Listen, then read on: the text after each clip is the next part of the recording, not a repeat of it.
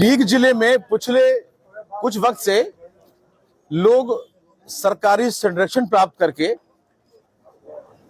आम जन को लूटने का काम कर रहे हैं और ये लूट कई संगठित तरीके से हो रही है।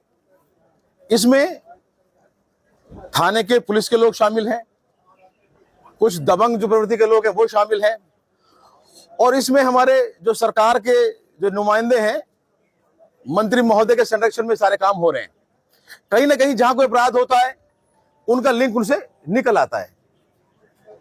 ये जो प्रकरण था, निजी खातेदारी की जमीन है। हो सकता है कि कोई दावा करना चाहता हो करे, आप कोर्ट में जाएं, कोर्ट में चल रहा है मामला, तो फिर ऐसी क्या जरूरत पड़ गई कि रात को 12 बजे आप दीवार कर रहे हैं? आप कोर्ट का कम से कम इंतजार करिए। दूसरी जगह अवैध कॉलोनी बस रही है, वहां जो है आपने रातों रात रोड डाल दिए, वो भी पुलिस और प्रशासन की मिलीभगत से हो रहा है। इस खो वाले मामले में तो जो है, जो खो के एसएचओ हैं, उन्होंने मोटा माल लेकर जो पहले मुकदमा किया था वो खत्म, रफा दफा कर दिया। कंप्लेंट करने गए, इन्हें उल्टा धमकाया। मैं आपके माध्यम से एक खो के एसएचओ साहब शिवलहरी मीणा जी, ये इतना पेट मत रखो, इतनी लूट मत करो। मैं सरकार से निवेदन करना चाहता हूं कि इनको एक्स्ट्रा सैलरी दे दे, इनका पेट नहीं भर रहा, ये आम जनता को लूटने का काम कर रहे हैं। एफआईआर लगा दी मुकदमे में, कोई कार्रवाई नहीं करी और अब जब निर्माण हो गया तो कहते हैं हमारा कोई लेना देना नहीं। तो साहब इस तरीके से कैसे लूट होगी? अपराधियों को संरक्षण सरकार को प्राप्त है। अभी कल परसों मंत्री जी कह रहे थे कि हम अपराधियों को साथ देते हैं। अपराधियों का साथ तो मंत्री जी खुद दे रहे हैं, उनकी गाड़ी में बैठे घूमते हैं। एक का नाम है सतीश बंसल। पुलिस ने एफआईआर करी है, पुलिस ने किसी व्यक्ति नहीं करी।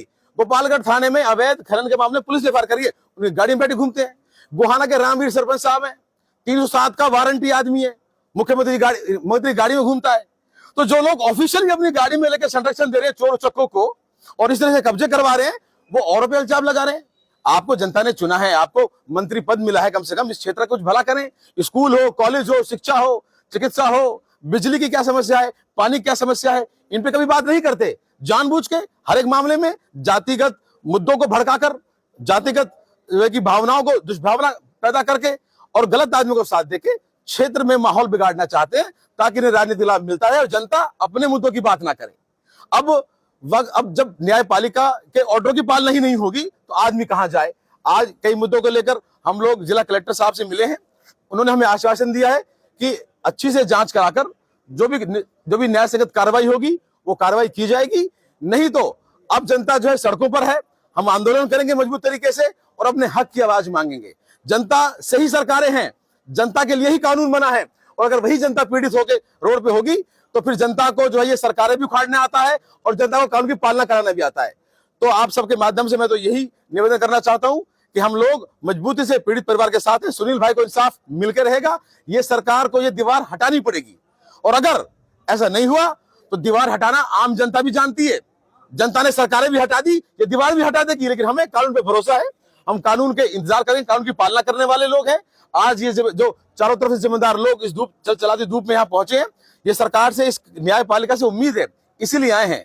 और आपके माध्यम से एक और बात कहना चाहता हूं, आज भरतपुर में एक बहुत बड़ा आंदोलन जाट समाज कर रहा है, जो कि भरतपुर, धौलपुर और डीग, जो इस क्षेत्र में जो जाट समुदाय के लोग बसते हैं, इनको केंद्र में आरक्षण नहीं है। अब केंद्र में आरक्षण का मतलब ये होता है कि जो केंद्रीय नौकरियां हैं, एसएससी की हो गई या फिर जो यूपीएससी की हो गई और जो नौकरियां हैं, उनमें सभी समाजों को तो जो मिल रहा है, लेकिन सिर्फ इन 3 जिले के जाटों को नहीं मिलेगा, तो ये न्याय संगत नहीं है। आज एक बड़ी आंदोलन हो रहा है, उसमें और बड़े नेता भी आ रहे होंगे, लेकिन ये बात नेताओं की नहीं है, ये बात आम जन के भविष्य की है, हमारे नौजवान बच्चों के भविष्य की है।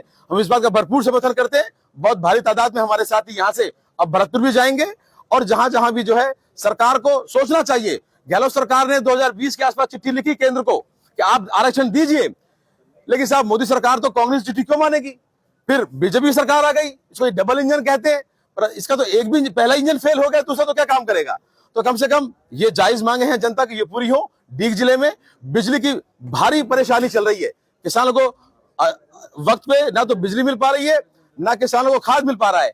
हम सब मिलकर किसान लोग आने वाले वक्त में भी इसी तरह आंदोलित रहेंगे और न्याय की आवाज उठाते रहेंगे। मीडिया के बंधुओं से मैं बहुत बहुत आभार, धन्यवाद। हम चाहते हैं आपके, हम पीड़ितों की आवाज आप इसी तरह उठाते रहें। जय हिंद, जय भारत।